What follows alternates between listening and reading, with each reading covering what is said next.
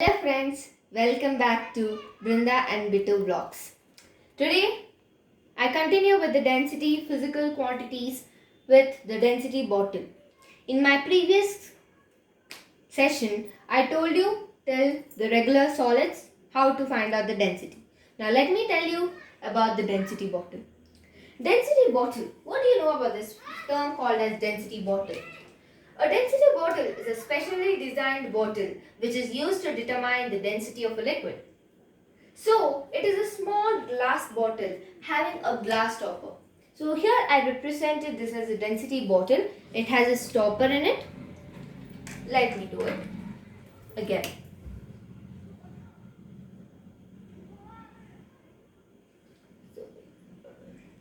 It should be a perfect circle.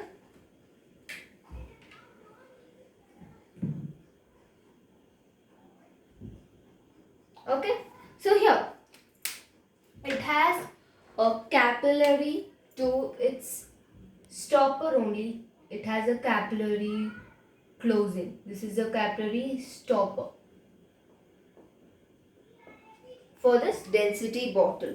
So this is a density bottle and it has a stopper for, and if you pour water into it or any liquid into it, the excess comes out of it and you have to wipe it with a blotting paper or tissue paper which you have. Next, let me tell you. The stopper has a narrow hole through it. So this stopper, it has a narrow hole through it. When the bottle is filled with the liquid, the little part of the liquid squeezes out. Okay, and now let me tell you, the density bottle is also called a specific gravity bottle, but nowadays we are using only a density bottle or pycnometer. It is also called as pycnometer. So we use this specific gravity bottle very less.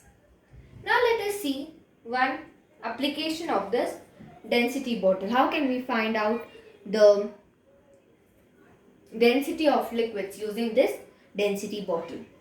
So first we find out the mass of an empty bottle. I'm taking it as 60 gram. So this empty density bottle, I do not fill it with anything. So it is 60 gram. Okay. And the mass of the empty bottle plus the water. I fill it into it now with water. So it is 80 gram. Mass of the empty bottle plus the liquid is 78 gram. These values are given in the question only. Now let us solve the question. First we have to find it. So the question will be calculate the density of the liquid. So how can we calculate the density of the liquid? Now first we will see the mass of the liquid. Mass of the liquid. So they said mass of empty beaker bottle plus the water is 80 gram and mass of the empty bottle plus liquid is 78 gram. So here if we remove this empty bottle's mass, we get the mass of the liquid. So it is 78 gram minus this 68 gram. It is 18 gram. Okay. And the mass of the water is 80 gram minus 60 gram. It is 20 gram. So what will be the volume of this? Let me write it down.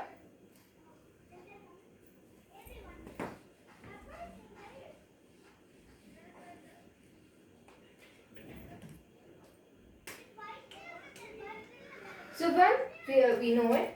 Next, let us continue. So we told about it. Now the volume of water. So we found out the mass of the water. It was 20 gram. So the volume of water is 20 centimeter cube.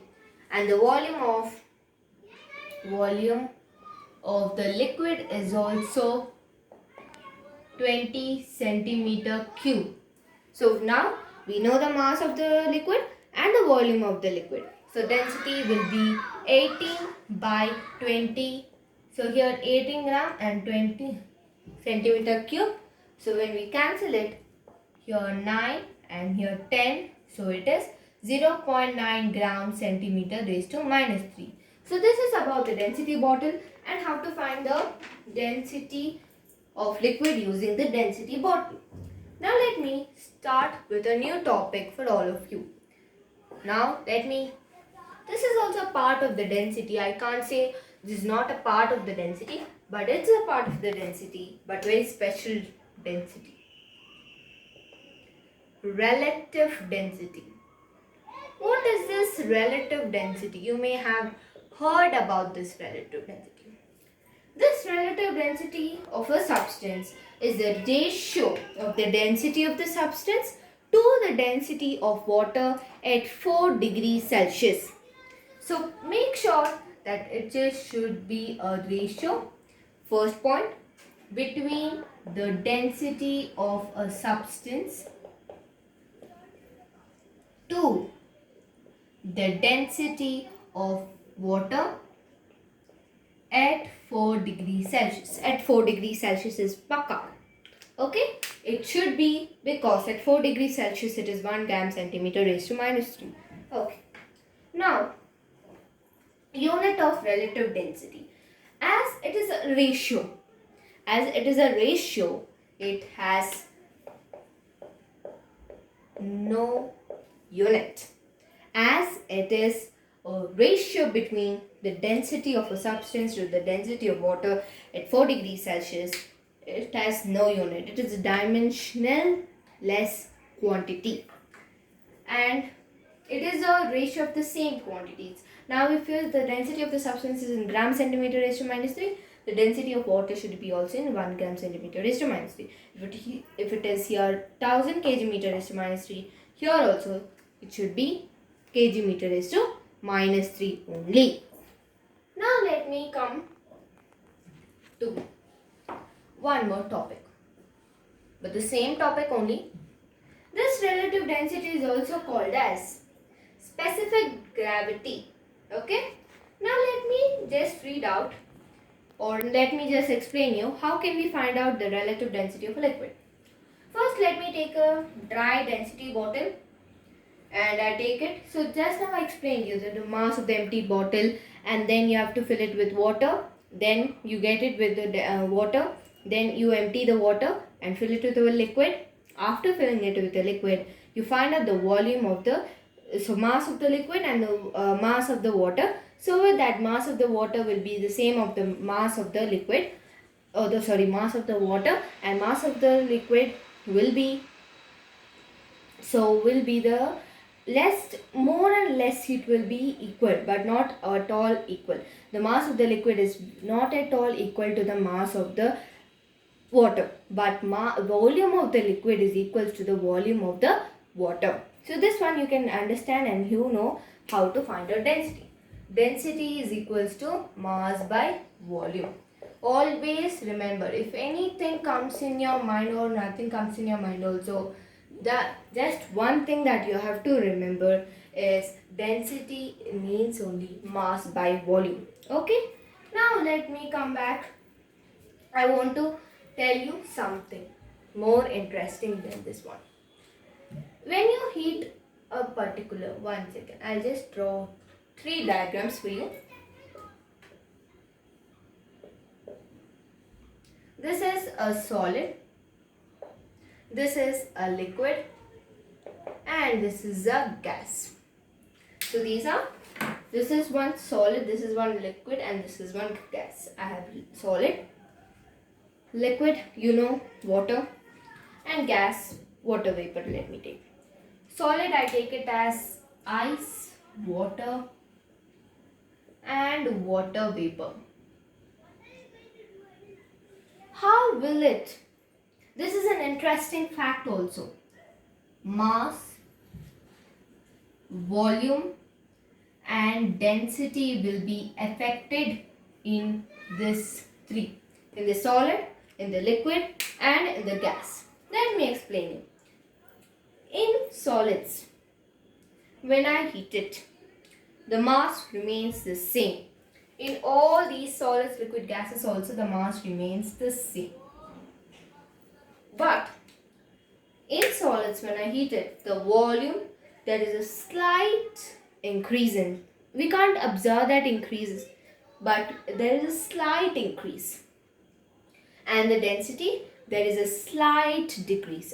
We can't notice it, but there is a slight decrease, very less. Now let me come to the liquid part. Liquids, the mass remains same as I told you. The volume, it increases.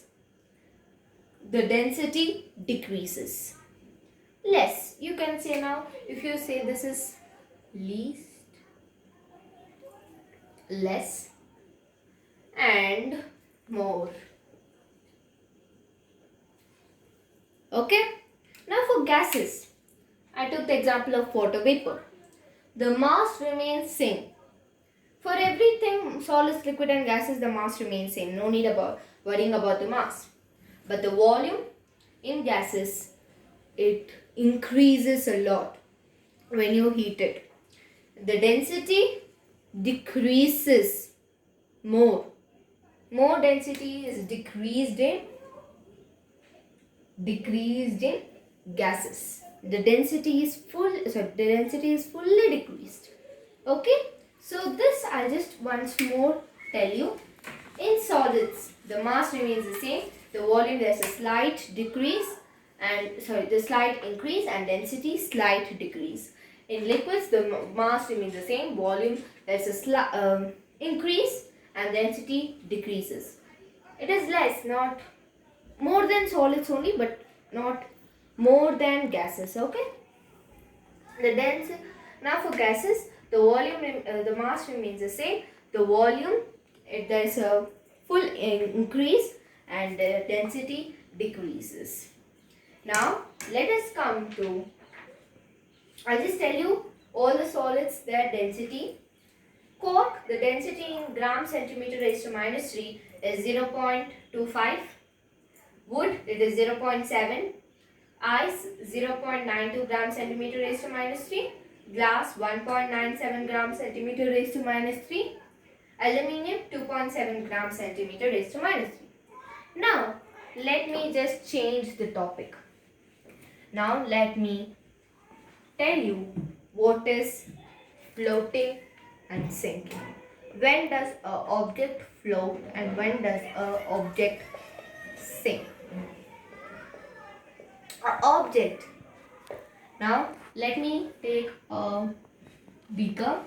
Okay, I fill it fully with water. Okay, something left it. Okay, I fill it with water. Now I take an object, any object you think, and I place it into it. I place it carefully into it. Now you know, while you're doing bath now, you play with mugs. Let me take that example only. In a bucket full of water, I place a mug. It floats on water. How much ever you try to sink, it floats on water. But if you fill the mug with full of water, it sinks into the water. What is the reason for it? Let me tell you. Here, when you carefully place the mug on the water surface, the density of the mug is less than the density of water. Okay? So it floats. But when you are filling it fully with water, the density increases. The density becomes more than the density of water. When you fill it fully with water, the density of this mug plus the water is more than the density of water. So it increases, so it sinks. So then you will see your mug sinking inside this. Now let me give you one more example. You see iron nails. Iron nails are around you only. So just see here. This is an iron nail. Here, iron. Okay. So that iron, if you just put it into water, it sinks in water because the density of iron is more than the density of water. So it sinks. So here the sinking. Now to tell you, now I won't give you an example. Let me tell you the definition of floating and sinking. Floating means when the density of the object or the substance is less than the density of the water, it floats in water. Sinking, when the density of the object is more than the density of water, it sinks in water. You have seen many examples also. Now, let me tell you the three cases. I told you first case, when does an object float on water? When the density is less. I told you, when does the object sink in water also? I'm going a bit fast. And the third case is, when does an object float and sink in water? You know, in the case of ice, when you put it 9 by 10th of a portion, let me write it once again, 9 by 10th of a portion sinks in water and 1 by 10th of a portion floats in water. Why? Because ice, that I'll tell you why. Because this ice is 900 kg meter raised to minus 3. So it is very close to 1000 kg meter raised to minus 3. So half of it, 9 by 10, if I cancel it, 9 by 10th of it will be sinking. And only 1 by 10th. Now if I take whole, 9 by 10th, now 10 by 10 is a whole. So if in that 1 by 10th floats on water, because in that 1 by 10th that has less density, but the 9 by 10th, it has more density of the water, so it sinks. Some, half flotation, half sinking, that is the density of the substance and the density of water remains the same. Now let me tell you some applications which I used in our day-to-day life of this flotation. Now first one, as I told you, iron sinks in water. You may have a doubt. Why do iron ships float on water? In sea water, river water, you see iron ships floating on water. But I just told you now that iron sinks in water. What is the reason for that? A nail is made of iron with that sinks in water, but a ship of iron does not. The reason is that an iron nail is a solid and the density of iron is greater than that of the water. And the weight of the nail is more than the vital force or the upthrust. Upthrust is also called as vital force. Okay, of water on it. So the nail sinks in water. On the other hand, the iron ship, as I told you, the iron ship floats on water because the ship is hollow and the spaces between them are fully filled with air. It is fully filled with air. So that makes the ship lighter. As I told you, the density of the less objects float on water. So this makes the ships less. The density of the ships reduces. So the iron ship's density reduces and it becomes less than that of the density of water. So it floats on water. Now next example is flotation of man. How does a man float? Now I will tell you the secret of the Dead Sea. It is fully salty. Dead Sea is fully salty. So a man can easily float on water. So the density of this Dead Sea is more than the density of a man. So when I step into it also, nobody will sink into the water. So this is the reason why in Dead Sea many people are floating on it and not sinking into it. Okay. So it is easier for a person to swim in sea water than in river water. The reason is that sea water contains salt and so its density is more than the density of the river water. The weight of the man gets balanced by the less immersed part of his body in the sea water as compared to than in the river water. Thus, it is easier to swim in sea water than in the river water. Now, I told you how does an ice piece float on water. Ice piece, I told you 9 by 10th of it sinks in water and 1 by 10th of it floats on water. I'm not repeating once again. And now, I'll just tell you about what is a submarine.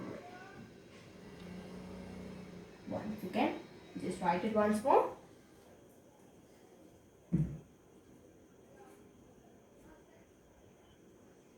You have all seen a submarine, I think, hope so.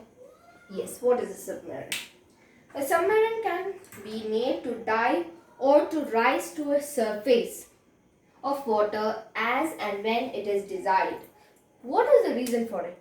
because a submarine is a watertight boat. It's a watertight boat and it can travel underwater like a ship. It can also travel underwater also, but it contains of the water tanks. To make the submarine dive, the average density of the submarine becomes greater than the density of seawater and it sinks. To make the submarines rise to the surface of water, these tanks are emptied. They're fully emptied with water. So it floats. The density is less than the density of water, so it floats. Two main points should be there when you explain anything. First one, the water tanks contain full of water, so the density of the submarine increases, so it sinks. But when the water is emptied, the density of the water is more than the density of the the density of the water is more than the density of the submarine, so it sinks, so floats on water. So that is what. Then iceberg also. Let me tell you, these icebergs are very dangerous for ships. The reason why they are very dangerous for ships is that icebergs float 1 by 10th on water, but 9 by 10th of the ice is underwater. So we can't, the sailors who it is very difficult for them to sail on water, on this ice, because here the size, they can't identify the size of the iceberg which is down. They can't see the iceberg because 1 by 10th only it is there upward. Na? So they can't see the iceberg on the upper side which floats. If this is the water, the upper surface which it floats can't be seen by the sailors. It can't be seen by the sailors. So but the lower portion is 9 by 10th. Just imagine how much it will be. The identification is very less. So that's way it is for the ships or sailors also. Next, let me tell you about the whales. The whales can sink or rise as they will because they have a swimming bladder. They fully fill it with water when they want to sink and they remove the water when they want to float. The same reason as just like a submarine, because it loses water, it empties itself and it floats on water. It fully fills it with water and it sinks in water. And next is balloons. Now balloons, you know it in daily life, but our hydrogen and helium balloon, they fly up to the sky also they can. But nowadays the hydrogen balloons are contained as very harmful for humans. So why? Because the density of these gases is less than the density of air. So therefore the upthrust experienced by the balloon due to the air becomes greater than the weight of the balloon. So hence the balloon rises up under the influence of the net upward force. Now last and final topic that I want to just introduce you to is the laws of flotation. What are the laws of flotation? I was telling you, laws of flotation. These laws of flotation. The immersed part, the object which is immersed into it, is equals to the water or the liquid it displaces. So first part is the immersed part is equals to the displaced liquid or displaced part of the liquid. I am writing displaced liquid. Okay, this is the first law. Second law is the mass of the whole solid